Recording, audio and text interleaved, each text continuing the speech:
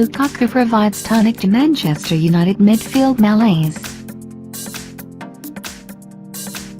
After a week dominated by the travails of Paul Pogba, it was Romelu Lukaku who snatched the headlines on Saturday with a showing of real potency in front of goal, which sent Manchester United into the FA Cup quarter-finals for the third successive year. But the 2-0 win against Huddersfield Town at John Smith Stadium gave Jose Mourinho few answers in terms of the best shape for his side, with United riding their luck for long periods before Lukaku's second goal had put the game to bed. Pogba's poor performances of late were said to be overlooked until he pulled out due to illness on the morning of the game.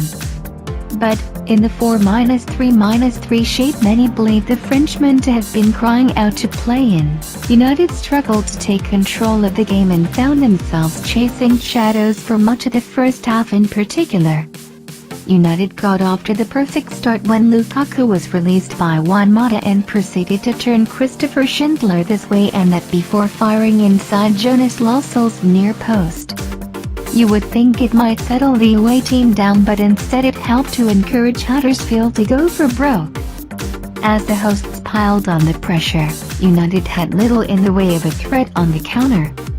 Too often their three-man midfield failed to sufficiently cover their full-backs, forcing Juan Mata and Alexis Sanchez to drop deeper, meaning any gaining of possession was largely pointless with no outball of real note available in the opposition half. The lack of a driving presence in midfield was their most obvious failing.